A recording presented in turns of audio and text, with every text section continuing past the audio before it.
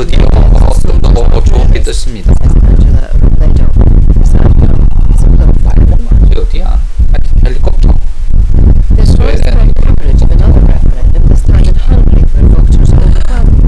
비가 바람이 진짜 비가 다시 쏘는데 바람 진짜 잘 불어. 이렇게 바람 쏘는 EU officials in Brussels. The Times says it's demonstrated what was already known. Hungary is deeply divided. To set the scene for further acrimony. Government plans to borrow £2 billion to help speed up housing construction are highlighted by the Daily Telegraph. Since builders will be encouraged to use more modern techniques, which can deliver homes twice as quickly as conventional methods. According to the Mail Community Secretary Sajid Javid, is drawing up proposals to build on green belt land, which would anger countryside campaigners. Finally, there's the suggestion in the Financial Times that a distinctly British phenomenon is becoming less common. For years, millions of TV viewers have caused big spikes in electricity demand and leaping up after popular shows to boil the kettle. The surges were so big that National Grid managers kept backup power stations on standby. The FT says the problem is waning because people are increasingly using on-demand services to catch up with the FIFA 이걸 dramas. 내가 싣고 간다고? That's the papers. Now in business. In the business news, negotiators are gearing up for another round of trade talks between the US and the EU. Details from Tanya Beckett. Yes, stop here, we've heard this before. The Transatlantic Trade and Investment Partnership negotiations 15th round now begins. TTIP aims to boost economic growth and jobs in the United States and the EU through the liberalisation of trade and investment between the two largest economic regions in the world. But protests have taken place in Europe once against any deal. An agreement is looking unlikely to be completed before November's US presidential elections, while politicians in France and Germany appear to be cooling on a deal ahead of polls in those countries in 2017. Ambassador Hugo Payman is trade expert at Hogan Lovells. We had hoped that it would be finished before the end of the administration of President Obama, but it happens that this will not be possible, but that's not the end of the negotiations. It will be a kind of review. They will depend on what the next President of the United States will have as an idea about these negotiations. International trade has not a very favorable context at this moment. There's a lot of opposition, or let's say skepticism about what international trade is bringing to the people directly. Research from funding options of finance supermarket says there are 10% more aging vans on UK roads than a year ago as businesses put off decisions to upgrade vehicle fleets. Funding Options says that's because SMEs in particular are still struggling to get affordable bank finance needed to buy or lease basic business assets. Premium retailers are gearing up for what they believe could be the biggest Golden Week ever, Chinese Golden Week ever in the UK, as shoppers take advantage of the weakness of sterling following the Brexit vote. Favourable exchange rates are expected to spur a spike in sales from Chinese visitors during Golden Week from the 1st to the 7th of October this year, which will follow a bumper summer for tourist spend in London. Lots of anxiety, of course, last week about Deutsche Bank and its share price over the weekend. That seemed to stabilise with talk of a deal with the Department of Justice in the United States, and that in turn helped the stock markets. The Dow Jones jumped 182.1%, 18,325. FTSE, though, it was too late for the FTSE to respond, lost about 30 percentage points. Just worth saying, in Japan, the Nikkei has gained over 1%, 183 points to 16,633. That's by the break. The pound is worth $1.29 and 1.15 euros, making the euro worth 87 pence. Tanya Beckett is coming up to 20 to 6. Sport now. Details of the American success in the Ryder Cup golf and a first defeat this season for Manchester City. Here's Andy Barwell. The United States have won their first Ryder Cup since 2008. They regained the famous trophy with a strong performance in the final day singles at the Hazeltine National, winning the overall match by the emphatic margin of 17 points to 11. Europe's losing captain Darren Clark said he wouldn't have done anything differently. Pep Guardiola lost his first competitive match as the Manchester City manager when Tottenham Hotspur beat them 2-0 at White Hart Lane. Spurs have cut City's lead at the top of the Premier League table back to just a point. And on Arsene Wenger's 20th anniversary as Arsenal manager, his team got a stoppage time winner in their victory at Burnley 1-0. Lewis Hamilton is demanding answers from his Mercedes team after an engine fire forced him out of the Malaysia Grand Prix, which went to Daniel Ricciardo in the Red Bull car. Wasps went to the top of the Rugby Union Premiership with their 47-18 victory over Harlequins, and the Irish trainer Aidan O'Brien had a 1-2-3 in Racing's Prix de l'Arc de Triomphe at Chantilly, which went to the Philippe Crown, led by Ryan Moore. Now, a glance back at some stories making news on this date in earlier years. On this day in 1993, President Boris Yeltsin declared a state of emergency in response to the worst political violence in Moscow since the Russian Revolution. Thousands of hardline pro-communist protesters broke through a security cordon around the Russian parliament, forcing governments to storm the building on the following day. A year ago today, one of the most influential Labour politicians of the post-war era, the former Chancellor Denis Healey, died at the age of 98. Thought of by many in the party as the best leader they never had, Denis Healey's defining moment in government came in 1976, when he was forced to ask the IMF for emergency loan. Responding to his friend's death, the former cabinet colleague Lord Owen said he'd had the makings of a great Prime Minister. I think that his pragmatism would have been well served as Prime Minister as if he had not accepted the deputy leadership under Michael Foot and fought then. He would have actually been the Labour Party leader before the 83 election. I'm not saying they'd have won, but they'd have done a very great deal better than they did.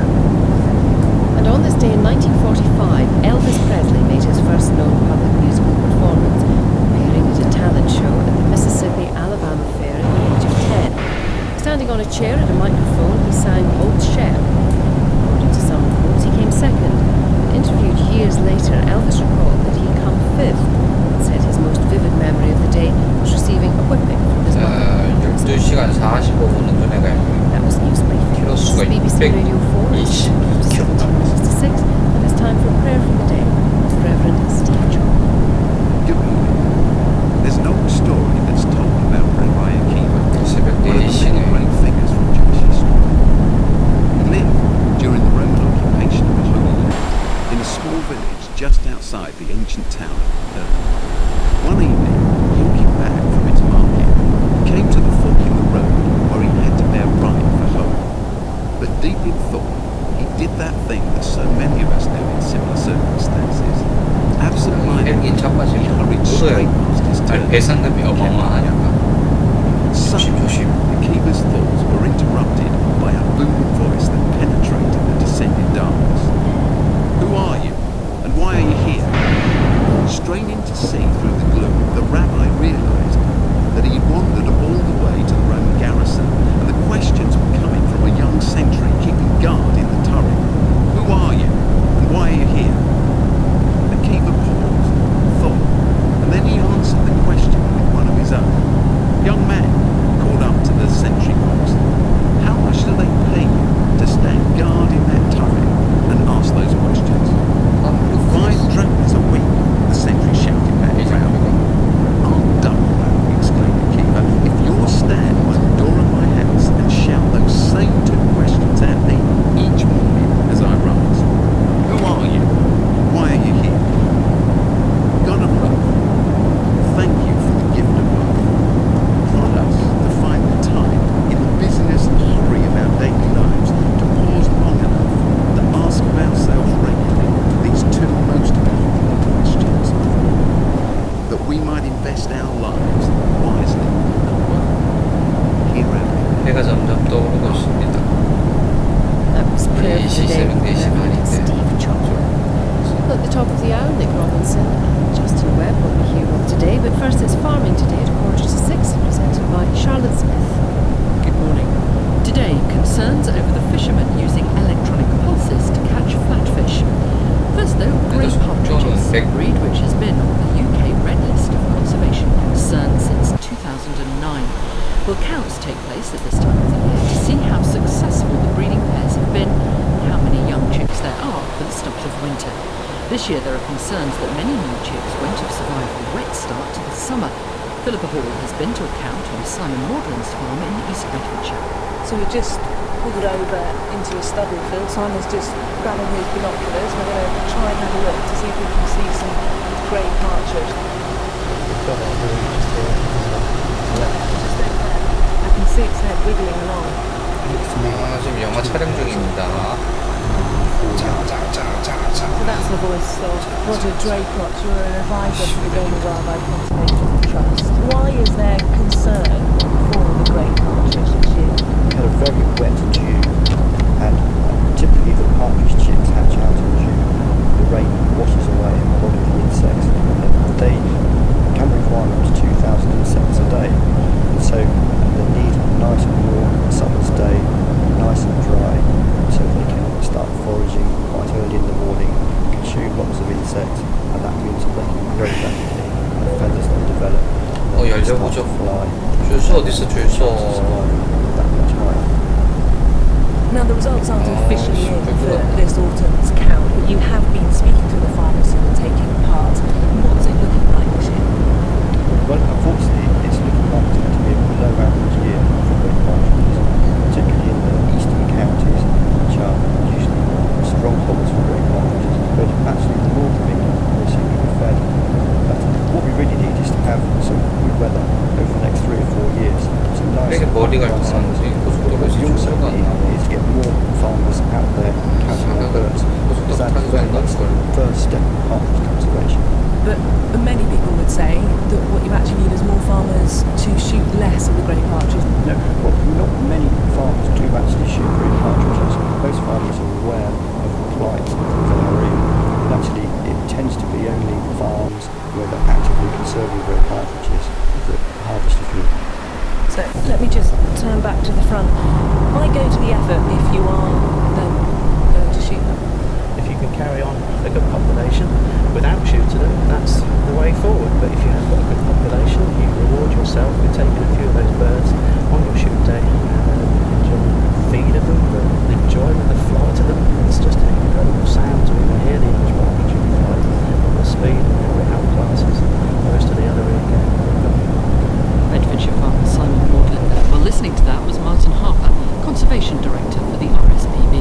The grey partridge has suffered a 90% decline over the last 40 years or so, 쓰는 거 and the 아니야? primary reasons for that is changes to agriculture, which has led to the loss of insect food, habitat available for nesting grey partridge, and also winter food. Now it's clear that many farmers have done fantastic things for grey partridge on their farm, and some of those run shoots. But it's also true there are many examples where there's been recovery on farms without shooting. At our own farm, for example, in Cambridgeshire, we've seen species like lapwing, yellow ragtail, and indeed grey partridge recolonise our farm since we put in place the habitat that grey partridge need, and we've done that without any shooting at all. So the most important thing really is to make sure that the incentives that farmers get for recovering farming wildlife are still available as we exit the European Union and we think afresh. 아까 4시에서 지금 저 6시 Or you could make 일에 restoring 2시간 갈 the 동안 habitat 지금 줄 수가 by 없었어. shooting. You could, but at the same time, there has to be an issue about what are those farmers going to be putting in place?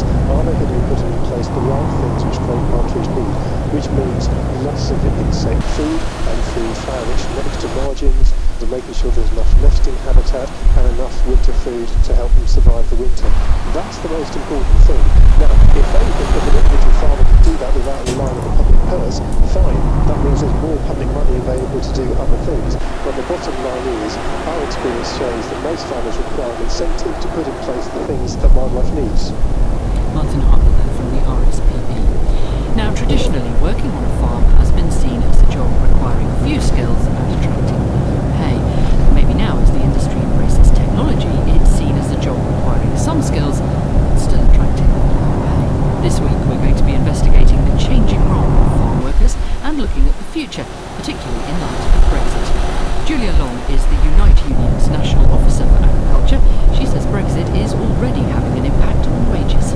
We've already started to do negotiations where farm workers are saying that we can't pay anymore because of Brexit, we might have to cut your wages. And they're not taking the long-term view that they need to attract people into the industry. But the other issue, of course, is that many people who work in farming are European nationals, and it's still not clear what will happen to those people.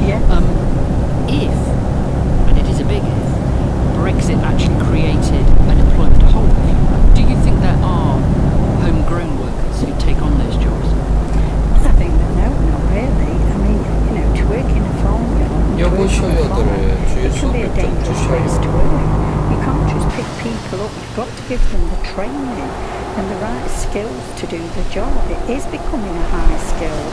There's more technical work to do within the farms now. Now, last week at their conference, the Labour Party made it clear that if they had the chance, they would revive the Agricultural Wages Board. I do think it's needed because the Agricultural Wages Board is more than just the wages. It talks about health and safety. It also talks about where people live and how they should live, and it makes sure that they have safe places to work. So I think it's important, and we've got, if you think about it, we've got Scotland who's still got the Agricultural Wages Board. We've got Ireland who's still got the Agricultural Wages Board, and Wales have just set up a panel. There is only England who's got none of this safeguard, and it's not right. Farmers, though, would say that they are very much under pressure, particularly on wages, and there just isn't that much money in this industry. But there is money in the industry. They are subsidised, and they can afford to pay decent wages. Julia Long from Unite. Farmers in Scotland have criticised the government after it sent letters outlining payments to be made under a new loan scheme that got its sums wrong. The loan scheme is being set up in response to problems with the computer system for paying farmers' subsidy, which has delayed payments. It offers farmers 80% of the money they're due, which should arrive early next month. But some land that farmers and crofters had included in their claims has been left out of the calculations. Well, the Scottish Government told us the miscalculation is unfortunate, but affects only a small percentage of those applying for a loan. They also say they've acted swiftly to address it, and add that this won't affect loan payments to farmers and has nothing to do with the new IT system. Dutch fishermen using a controversial trawling technique are being accused of intentionally annihilating fish stocks. Fishermen along the south-east coast say they're deeply worried by the introduction of electric pulse fishing. It shocks flatfish off the seabed into nets and is widely banned around the world.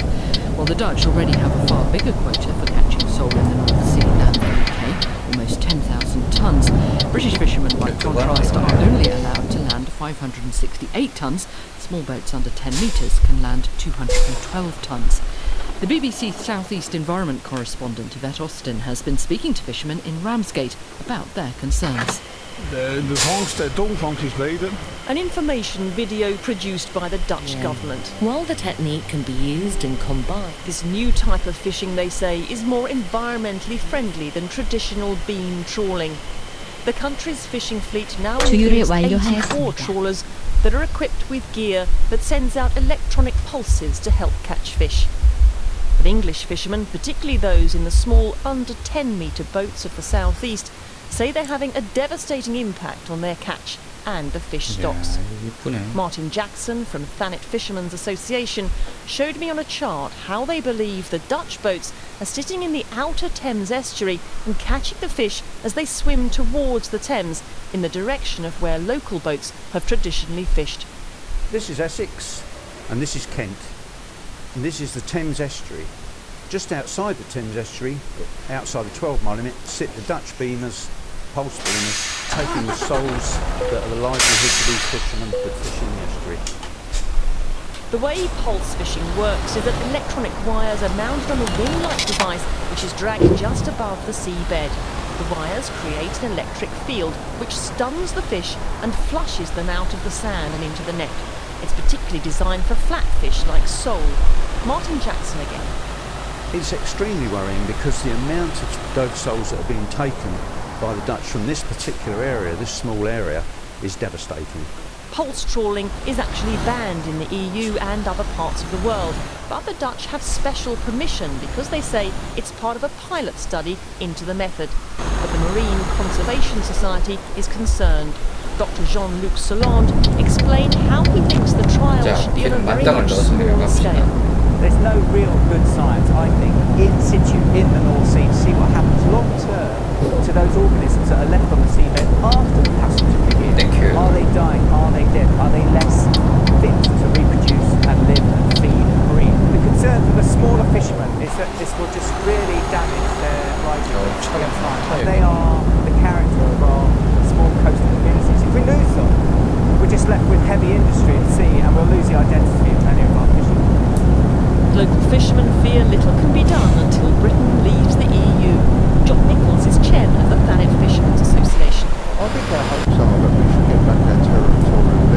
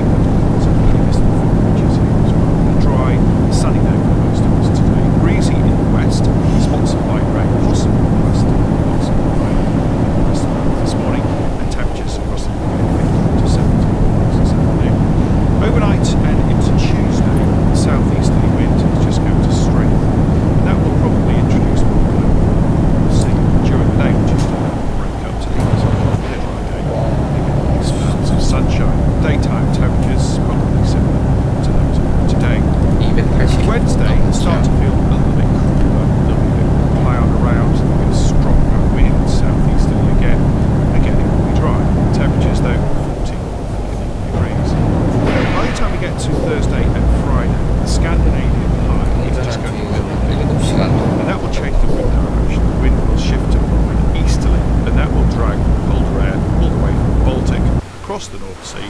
That will then have the effect of seeing more cloud, particularly across eastern areas of the UK, and the cloud just thickening up for one or two light showers perhaps. Here, temperatures 11 to 13 degrees. Head further west though, it looks like it will be dry. There'll be some spells of sunshine, temperatures of 14 to 15 degrees. So we'll have a lot of dry weather over the weekend. And bed. Now, tweet of the day. Chris Packer presents the story of the Whooper Swan. The bugling calls of whooper swans are the essence of winter in parts of our countryside. The elegance and beauty of wild swans has inspired writers and musicians across the centuries, the most familiar perhaps being Tchaikovsky's ballet Swan Lake, which may well have been inspired by the whooper 야, swan. 생각보다 차가 많이 다니는데. Whooper swans are usually autumn and winter visitors to the UK. Most birds come from Iceland, but some from Scandinavia, and our lush countryside provides them with the grazing that they need. The largest flocks can be seen in Scotland, Northern Ireland and Northern England. 독일에서 지금 But these days, the Earls washes in East Anglia 스웨덴으로 넘어가야 돼.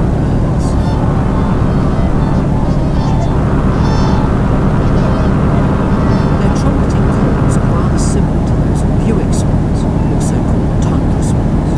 Whoopers are larger birds with longer necks and look out for the distinguishing long yellow wedge on the bill of the adult bird, which extends below the nostril. But of course, you could just revel in the sight and sound of a herd of wild swans.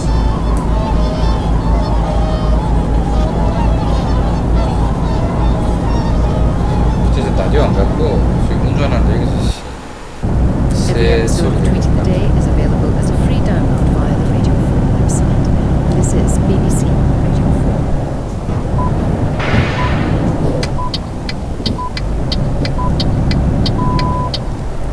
It's 6 o'clock on Monday the 3rd of October. Good morning. This is Today with Justin Webb in London and Nick Robinson at the Conservative Party conference in Birmingham. Main headline this morning: Chancellor Philip Hammond says a new economic plan is needed to address the new circumstances which Britain faces following the Brexit vote. We'll be speaking to him about what his promise of a more pragmatic approach to cutting the deficit might really mean. We'll hear from the man who wants to be Birmingham's answer to Sadiq or Boris or Ken, and we'll hear just how successful Theresa May was at papering over those referendum divisions. And the other main news this morning, a landmark peace deal between the Colombian government and FARC rebels signed last week has been rejected in a referendum, a narrow margin. Also in today's programme, she sold 2 million books, but nobody really knew who she was until now. We speak to the man who unmasked the author Elena Ferrante. And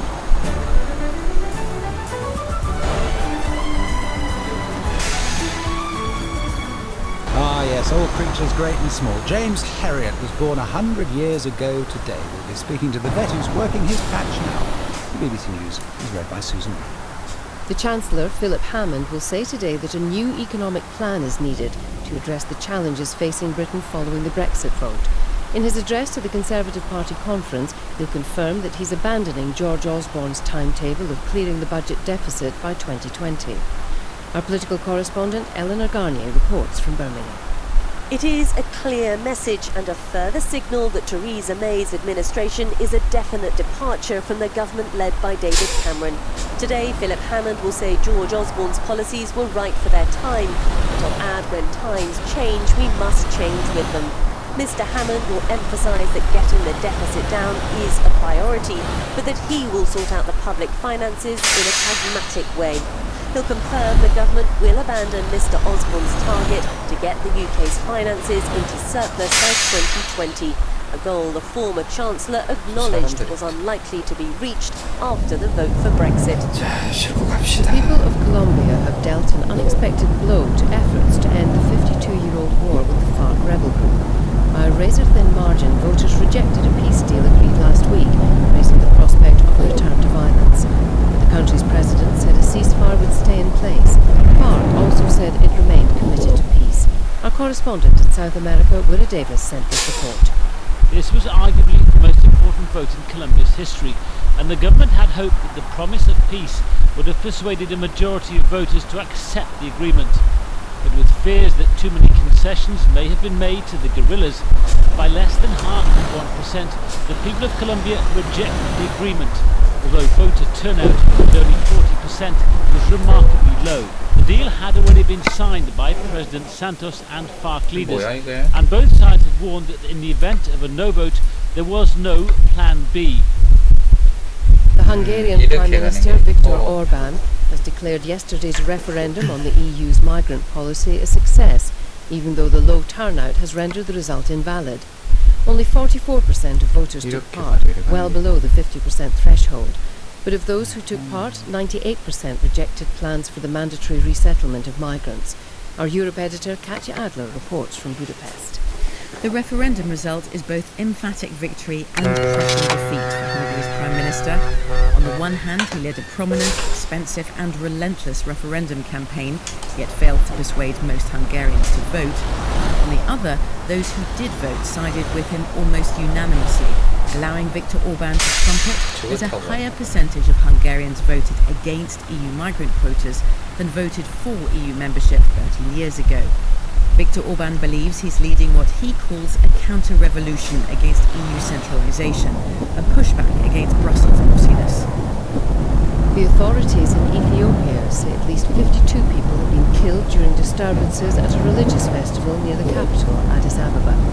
Witnesses say the trouble began when anti-government protesters disrupted speeches by officials in the town of Bishoftu. The government has denied reports that police opened fire on the crowd. Many of those who died fell into a gully as they tried to flee. One of the most powerful Atlantic hurricanes in recent years has been moving across the Caribbean. Parts of Jamaica have already been hit. Hurricane warnings are also in place for Haiti and eastern Cuba. Hurricane Matthew could bring winds of 145 miles an hour. The Monty Python actor and director Terry Jones, who announced last month that he had dementia, has accepted a BAFTA Cymru Award for his film and television work.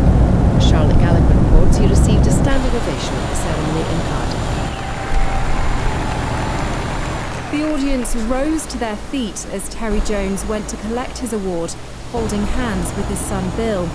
His son was clearly emotional as he accepted the BAFTA on his father's behalf. We'd just like to say thank you for everyone. I know it's going on. Just struggles with Terry Jones's Monty Python co-star Michael Palin presented the award and paid tribute to his friend, saying life was more exciting when Terry was around. The event was Terry Jones's first public appearance since he announced he had been diagnosed with dementia. The United States has reclaimed golf's Ryder Cup from Europe after 8 years. They won 17-11 at the Hazeltine National course in Minnesota. It ends a string of 3 successive defeats at the hands of Europe. Susan, thank you very much indeed. It is now 6:06 and we're going over to the BBC Weather Centre. Darren Bett has the weather for us this morning. Thank you, Nick. Good morning. It's quite a chilly start for us this morning, but it promises to be a dry and sunny day just about everywhere, and actually very quiet weather for ahead. I'll start with the details though, across southeast England, the Midlands, eastern England, northwest and northeast England, where we've got that cold start. Some early mist and fog patches this morning, mainly at the moment through the belt of York Trent Valley, but a few patches developing elsewhere. Though fog though will lift by mid-morning, and then it's dry and sunny across most areas. Just a bit of patchy fair weather cloud developing this afternoon, mainly for eastern England. The winds will be light, temperatures 15 to 17 degrees, also to 18 surrounding areas. A little bit milder than it was yesterday then after that chillier start. For southwest England and Wales, dry and mostly sunny day today. Freshening south to southeasterly winds, mind you, and temperatures up to 17 degrees. And further north, across Northern Ireland, it's not as cold to begin with this morning as it was yesterday morning. There's cloud, there's even 1 or 2 spots of light rain in the west. That will clear away, though cloud breaking, sunny spells developing. Fresh to strong south to southeasterly wind, mind you, today, temperatures of 16 degrees. And for Scotland, stronger winds in the west today, a shield of cloud, again the odd spot of rain in the Western Isles at first. Sunnier further east with lighter winds, early mist and fog as well. Temperatures of 15 degrees. Tonight won't be as cold, tomorrow should be dry, sunny spells and breezy. Thank you very much indeed, Darren. Just get me up to 8 minutes past 6. Let's take a look at the front pages, and most of them dominated by the events here in Birmingham. The Prime Minister's speech to the Conservative conference, unusually on the first day of the conference, when she outlined her views on Brexit. The Eurosceptic papers, the papers that backed Leave, are delighted. So the Sun front pages, March to Freedom. May will trigger 2-year exit in spring. The Mail's front page shows a rather striking, if not rather frightening, image of Theresa May, mouth open, looking fairly aggressive in truth. This lady's not for turning is the headline, which is why they have chosen that particular photograph. In historic speech, the paper says, PM says she will trigger Brexit by next March, vows to control our borders, and slams Remainers subverting democracy. The Express says EU exit will be triggered by March, but crucially underneath it says, and no surrender on migrant curbs. And the Telegraph, a rather more positive headline, we must look beyond Europe, quote from Theresa May's speech. You have to turn to other papers, The Independent, for example, for a slightly different take. May's Brexit speech risks sparking Tory civil war, says the paper. The Guardian, pretty straight. May focuses on hard Brexit. And finally, just in the Times, EU leaders reject May over hard Brexit talks. And on the inside pages, plenty of other tidbits of news as well. Donald Trump reeling from the biggest crisis of his campaign yesterday, says The Guardian, after the emergence of documents suggesting that the billionaire Republican may have been able to escape paying income tax for nearly 2 decades. This is the publication by the New York Times of documents that it received in a manila envelope left in the pigeonhole of a reporter. A very old-fashioned way of doing these things. This manila envelope contained his tax return for 1995, the entire thing, which the New York Times has now published. Also, dirty air blamed for a rise in road accidents. In the Daily Telegraph, quoting a study from the London School of Economics that suggests that when levels of nitrogen dioxide rise by 1 milligram per cubic metre, the number of collisions rises 2%. Where can we assume that more road traffic would lead to more pollution, therefore more accidents? The researchers found the increase remained even when adjusting, the Telegraph says, for extra traffic. And the Times has the story of the number of passports getting lost in the post, a number that has doubled in the last 4 years, according to figures that the paper itself has found. Almost 4,500 passports or supporting documents have either disappeared or been sent to the wrong address since 2006, according to a Freedom of Information request from the paper. The delivery of passports is handled by a private delivery company. The figures show that 600 passports or supporting documents actually sent to the wrong address or disappeared last year, which is again a very big increase, and of course for those to whom it happens, a very considerable increase. It is now 11 minutes past 6. No quibbling, no backsliding, we'll just get on with it. That was Theresa May's promise to party activists here in Birmingham, who she knows cannot wait to get out of the EU.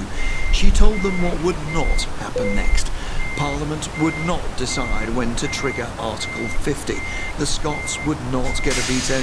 She would not wait for the German elections. She would not give the EU any control of immigration to get a better deal on free trade.